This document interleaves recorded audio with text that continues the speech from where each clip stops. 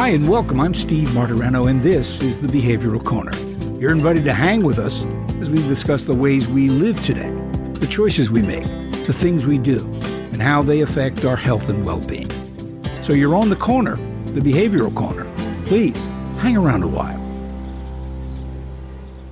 Hi, everybody. Welcome again. It's the Behavioral Corner. Welcome. I'm Steve Martirano, the resident keeper of the corner. What we do here is, the conceit is we're hanging out and we run into interesting people. We hope you find that to be true. We certainly do. And what we do is talk about everything. I like to talk about this podcast as a podcast about everything, since our behavioral health is affected by everything. It's made possible by our underwriting partners, Retreat Behavioral Health. About more, you'll hear about them later. In any event, what we try to do is shed a little light on something that people hear a lot about, but maybe really don't understand what's going on. I mean, we are in a couple of crises here in this country. Certainly, substance abuse and overdose deaths as a result is a crisis proportion, and so is a co-occurring mental health situation. We're at an all-time high for problems in that area as well. In the 10 years we've done this program, in my limited experience, I have seen things change with regard to treating all these problems. The changes are incremental, and our guest today will tell you that they're not nearly sufficient enough. Barry Lessin is a licensed psychologist, certified advanced alcohol and drug counselor. He works with young people and their families. This is a family disease, people who've been impacted by substance abuse disorders and the related mental health issues. He has over 40 years in the field as a clinician, administrator, educator, researcher, and public health advocate. And he's here to talk about the changes he has seen and the shift in his approach to those problems. Barry Lessin, thanks for joining us on the corner. Thank you, Steve. It's great to be here. And I remember listening to you back in the day, and I'm glad to see that you're still doing good work. Well, thanks. Thank you. Today. So I'm glad to talk to your audience about this really important. I'm always grateful that anybody is, remembers the program, and you remember from way back and are courageous enough to admit that they're that old. Anyway, Barry, thanks for joining us. So yeah, things have changed. I like to say, and I've said it many times, that all stories of substance abuse and treatment are the same, except they're different. And the differences are getting, at least in terms of treatment, are getting more pronounced. Tell us about, in a kind of thumbnail and sketchy way, what you've seen in terms of changes over the 4 decades you've been in this field. Sure. So I'll share a little bit about my experience from the beginning and what got me to this point, and because it reflects the change, and it really is a paradigm shift in how it's another way of looking at how to work with substance users and their families. So I was a psychologist working with individuals and families in a traditional, when I say traditional, it's one size fits all treatment approach. And in 2011, I was feeling pretty burnt out, looking towards down the road what my career was going to look like as a provider, working in the addiction field. And a couple things happened. One thing that was happening was that I was feeling not very successful in working with my clients. They were dying from overdose. I felt like I didn't have a lot of answers, and it was very painful to continue doing this work. And in my family, in a personal note, my nephew was struggling with substance use and mental health issues, and my family turned to me, and using the traditional model of looking at the substance use as an issue and requiring that he do rehab and creating boundaries and doing tough love, and it was I realized that it became a disaster. My nephew has done really well since then. He's got 15 or 16 years in the recovery community. But what I became aware of was that the model was not working. The model that I was trained in and that the majority of people were using, and they're still using to some extent. So what I began to do is I began to look outside of the traditional models and found that there are other approaches that are available, that people are using in substance use, and I began to look at the wider the context of substance use in our country and in the world in terms of drug policy, and understanding that in 2011 it was the 40th anniversary of the war on drugs, and I wasn't aware of that concept before, and when I began to educate myself, I realized that the war on drugs is it's a war on people, and it's a war on families, and the focus is on not it's really it's like a socio-political issue of looking to not looking at the substance use and providing treatment for people, but looking at ways, the idea that substances were bad and were problematic, and the prohibition model became something that was oppressing people and discriminating against people. And in terms of the treatment world, the idea that you have to stop using drugs or else you can't get well. I was working with a lot of adolescents and young adults, and to tell a kid when they're 15, 17, tell parents that they are addicted and they have to stop using drugs for the rest of their life. It's not really it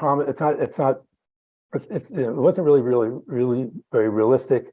And so I realized I needed to make a change to incorporate some other ways of working with people to engage people in treatment. Let me stop you right there, and before we go any further into where that discovery or that insight takes you, and go back to this notion of the traditional model. Am I right in assuming that, again, in a nutshell, the traditional model was based upon the bedrock belief that abstinence was the only way? Is that basically Well, yes, but I think it's like a one size fits all, and it was substance centric as opposed to person centric or family centric. So I was trained. Everyone is trained in a professional way as a psychologist, social worker, counselor. There's a humanistic psychology, Carl Rogers, non-judgment of clients, focusing on the person. People are doctors and lawyers and pastors and students and athletes and members of the community and siblings and grandparents. And somewhere in the picture, they may have issues with substance use. So rather than focusing just on the substance use, it's how I was trained and how we're all trained. Right. The narrative of the substance comes first, and that became prominent, and that we lost track of the human being in the picture, yes, trying to get some help. Well, that is the loss of the individual is a characteristic of any process that becomes militaristic in nature. In other words, if you declare war on something, you're saying there is a bigger goal than just the individual. There's collateral damage. If we're at war, unfortunately, some people are going to be hurt that shouldn't be. You mentioned the break point of, the 40th anniversary. Before any change, 40th anniversary of the war on drugs, before anything therapeutically could change, as a society, we had to get it out of our heads that this was a criminal justice problem and shift over into this is a medical problem. This is a public health issue. Was that the biggest change that's occurred in the past 40 years, 30 years? We're moving in that direction, certainly. So the laws have changed. The laws have changed in terms of providing naloxone for people, easy access to naloxone for people who need it. It's over the counter in many states and many communities. There's laws that will require that won't arrest you if you're witnessing an overdose and you're calling the police. There's in New York State, in New York City, there's the first safe consumption site, which allows people to come in and use drugs in a setting where they are going to be provide medical attention or food, or be able to connect them with housing or any other resources that they might need. So that's a public health approach that reflects the model of engaging people where they're at, having them more, inviting them into a therapy process or inviting them into a process of getting well. And the traditional model of, it's like you have to do it this way. It's very prescriptive, authoritarian, it's like authoritarian or paternalistic. Going to therapy is not. It's a very difficult thing to do. It takes a lot of courage. So you want to make it inviting. You want to meet people where they're at and inviting them in. So that trend is happening. Let me ask you about the other thing that I think has shaped your paradigm shift, and that is this notion of harm reduction. What does harm reduction mean to you?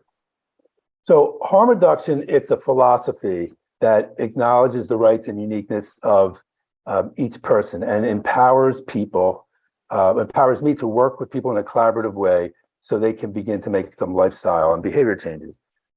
It's based on the knowledge that all human beings will engage in behaviors that carry risks and they have a right to make choices. And it shifts the harm reduction shifts the focus from attempting to restrict or prohibit behaviors to reducing the negative consequences of behaviors. It's the foundation of a lot of public health policies because it places the self-empowerment of the person at the center. Wasn't harm reduction, though, the point of any kind of treatment from even the dark ages of treatment to today, where it's a more humanistic notion? But it was always about reducing harm, right? Well, we wear sunscreen, we use helmets, we drive bikes, we use seatbelts, condoms. This is stuff that's incorporated into our life and our lifestyle. But in substance use, there's this sense of we kind of forget about that, and we look at it has to be this way, and because it's taking away from it's moving away from the individual. Let's talk about some of the types of disorders that you deal with and how your treatment has changed regarding each of those. You deal with all sorts of substance abuse issues, alcohol, drugs, and addictions are not always substances, so they're what's called process addictions. So yes. Gambling, overeating, sex. You deal with those as well. Yes, I particularly don't have much. I at this point my practice is mostly substances, but over the years it's and each and so it's the process of engaging people in treatment is similar. The process of the therapies that are offered there's a lot of overlap and there's more standard. If you again focus on each person's coming in, a lot of people will come in and they may have addictions to multiple substances, or they may have addictions they may be overeating in a dangerous way, or there might be some gambling issues. Things usually aren't in a vacuum. There's often overlap. So it's focusing on what's the situation with that person, and look for ways to provide the proper treatment or approach to help them. I guess what my question I'm trying to ask is, when someone comes in for treatment with you for whatever the issue may be, do you ever have the occasion to tell them, or how quickly do you arrive at the notion of, well, I can't just tell them they've got to stop. I can't just begin with this abstinence thing. Or do you never approach it that way? Do you know what I mean? So again, if it's person-centric or family-centric, and wanting to engage some people into treatment, people were going to come and they're going to say, this is what I need to work on. This is what my concerns are. It's understanding that people have a relationship with substances, and a relationship is, there's a history, like a relationship with a person. There's a history to it. There's benefits and there's negatives or downsides to it.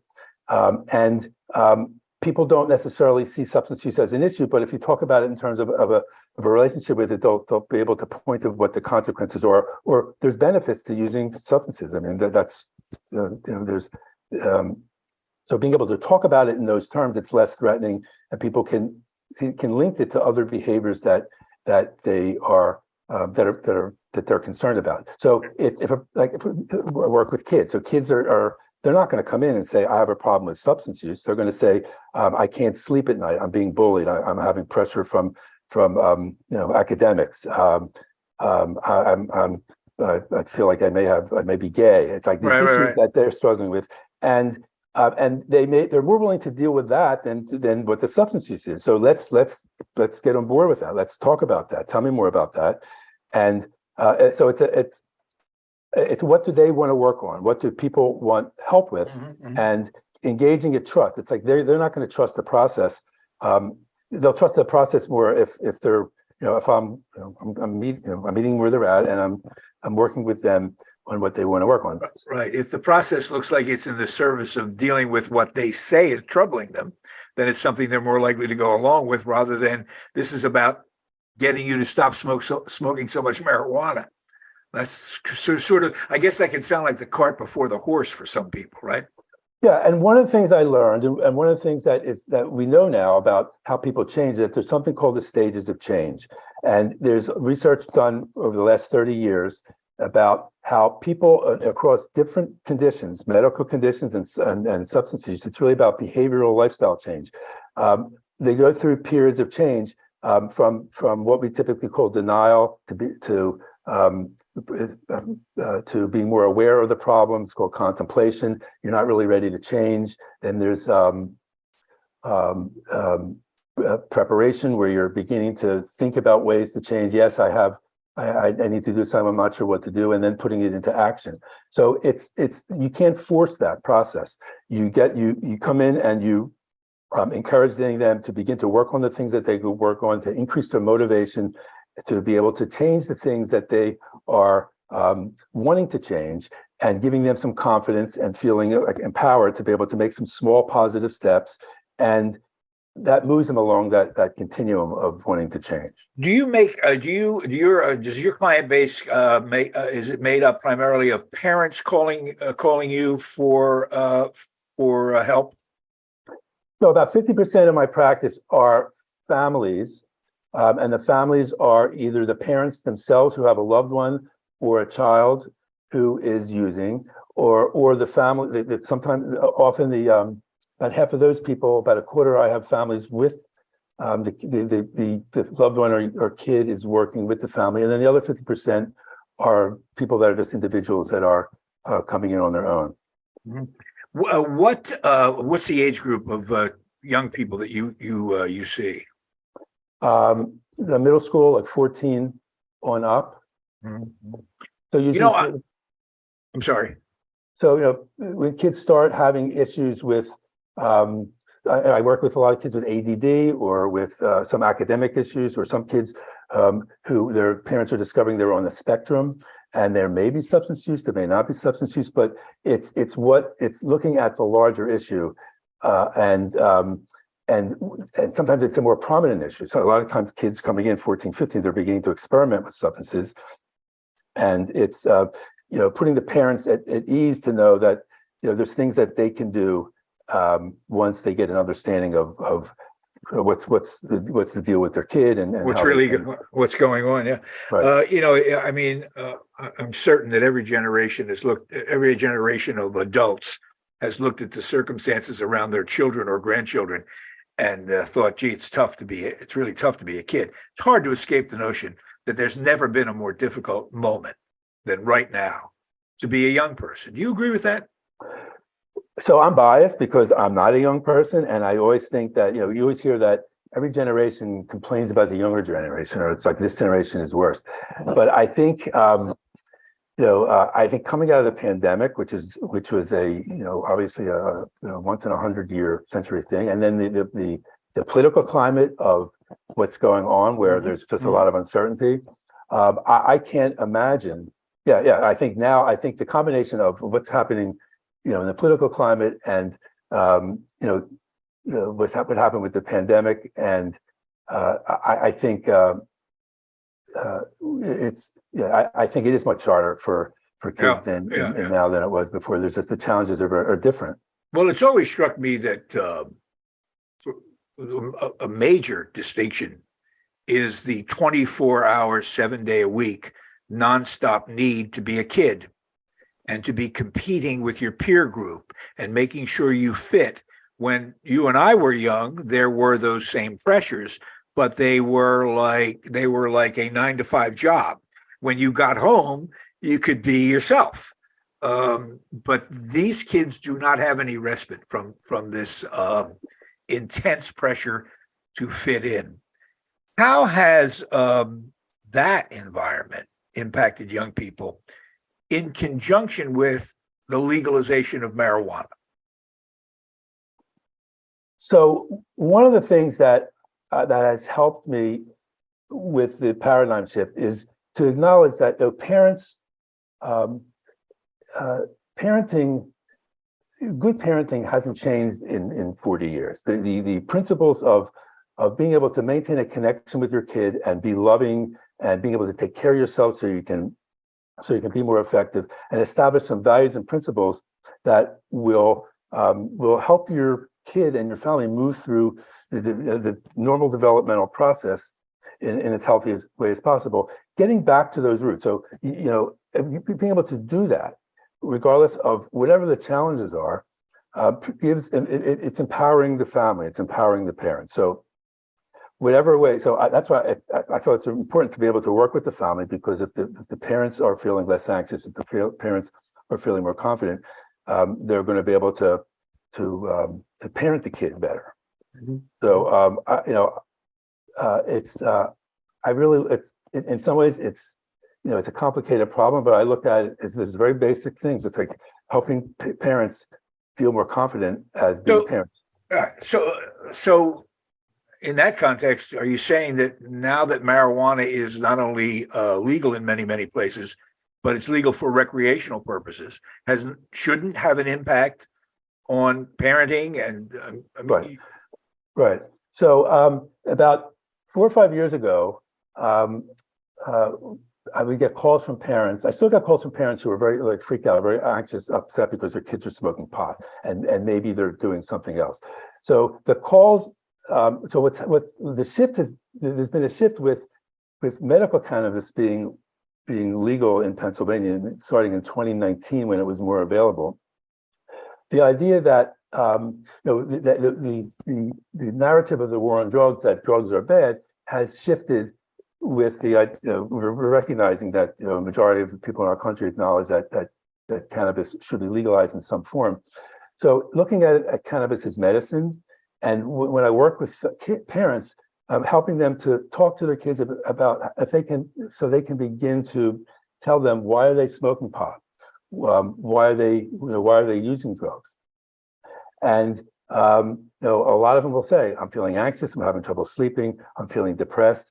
Some of those conditions, anxiety, post-traumatic stress disorder, are qualifying opioid use disorders, qualifying conditions to be a medical cannabis patient. So the shift has been from cannabis as a dangerous, scary drug, and oh my God, what do I do? To actually looking at it as medicine and getting more comfortable with that concept. And what do you take medicine for? You go to a doctor to get medicine. You get medicine for depression. You get medicine for anxiety. So it's been easier for parents to see that and to be less, to be more able to help their kid and kids more engaged. At least open to the idea. I mean, there was a time when marijuana was classified by the government, still is at some level, in the same category as heroin. I mean, it's crazy. And I would tell people who say, you can't treat opioid disorder by telling people to smoke marijuana. I said, if you ask 10 sets of parents, whether they would rather have their children using opioids or marijuana, what do you think they'll say? They'll say marijuana. So I hear you about the lessening the impact of the evil of marijuana and thinking of it more as a medicine is making sense. But you deal with kids that, as you say, are medicating themselves with marijuana. And parents, and tell me if I'm wrong here, the abstinence model is a declaration to somebody coming to a person like you and saying, my kid's using drugs. The abstinence model says to them, well, unfortunately, that's going to be the case for the rest of his life. He's going to be addicted to a substance the rest of his life, and you just have to manage that. Parents reject that. they just recoil from that. You're branding my child as a lifelong cripple. Has that changed in your mind in treatment? Can you tell parents, look, we can get it to a manageable point. It's not all or nothing. Well, so if you look at in other conditions besides substance use, if you look at people with diabetes, people with asthma, people who have cardiac problems, when you go to the doctor is going to say, let's look at your individual health, at your history, at your motivation, and let's develop a treatment plan based on that. What do you need to do? They're not going to say, you need to get you get a triple bypass and let's schedule that for you. They're going to start with diet and exercise and then medicine. So, in the substance use world, unfortunately the one size fits all model. It's like, let's start with something that, it's like focusing on the substances. It's like we're not exploring the reasons and giving tools and strategies to be able to manage that better. And I wanted to say, so there's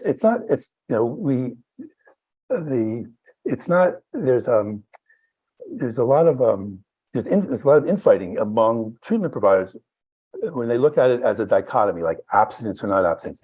And it's if some kids cannot use, some people cannot use, and some people can't use for the rest of their life. But you don't start there. Yeah. You start with where they're at. Try to make it as safe as possible. You educate them and give them some tools to manage the reasons for why they're using substances.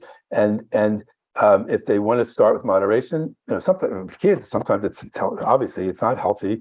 I don't recommend any kid to use cannabis. It's like it's a developing mind. It's not something that I'm going to recommend. But they're going to do it. So if they're going to do it, let's look at making it as safe as possible or reducing the harms or something. I mean, our generation has some experience with recreational use of marijuana.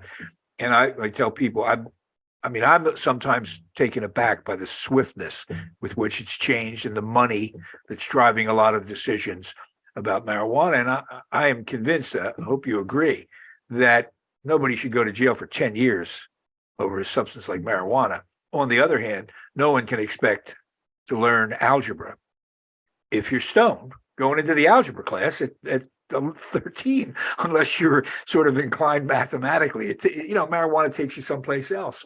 So I'm heartened to hear that you're not recommending to people that they don't worry about marijuana. It's got to be handled.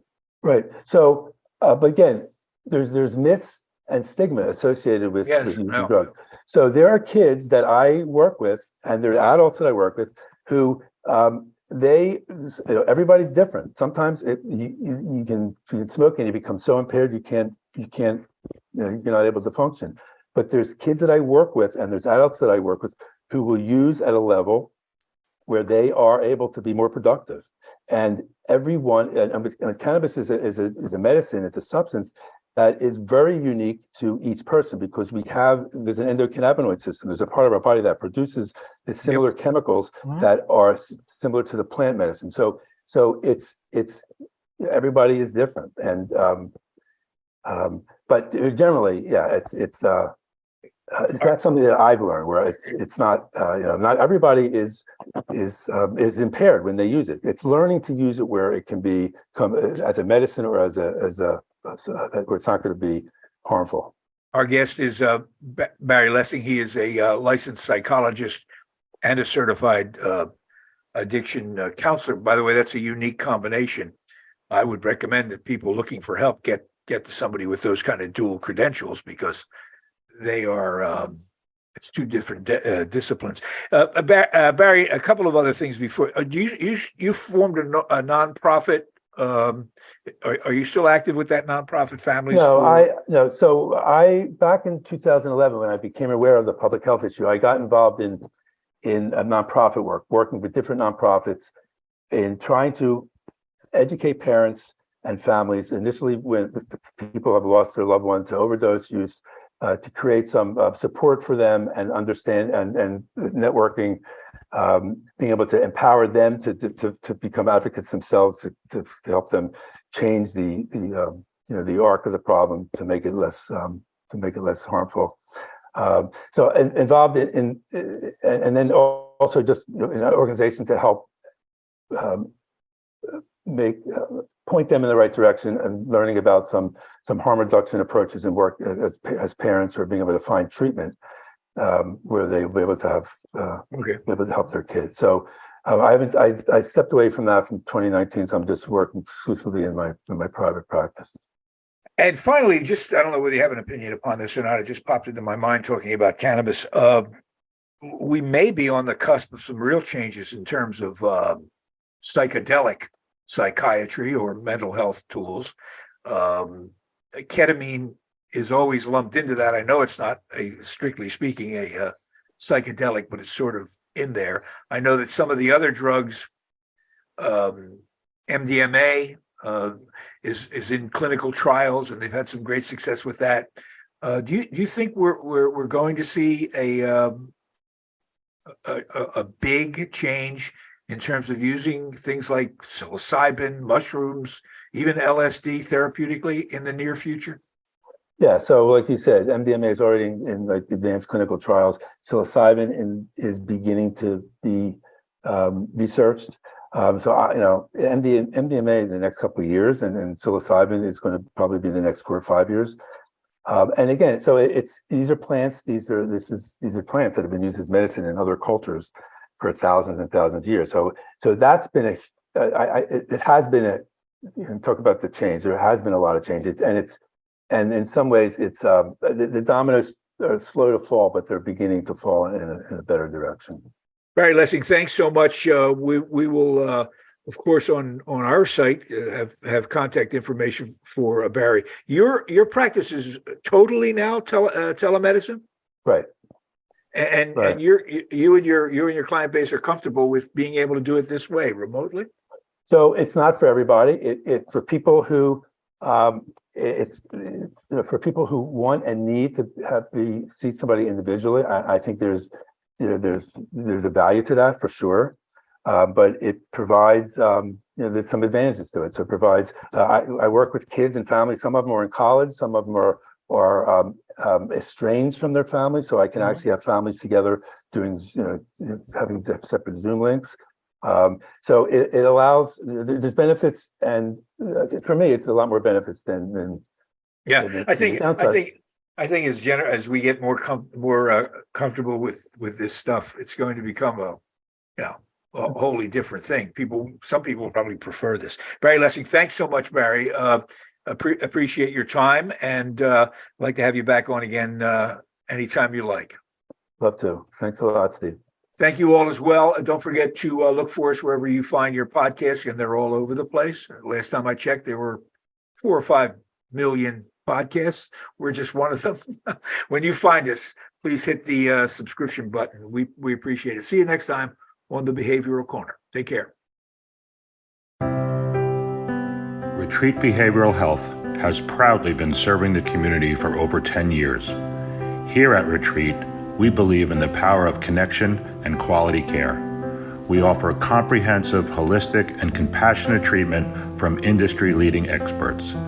Call 855-802-6600 or visit us at www.retreatbehavioralhealth.com to begin your journey today.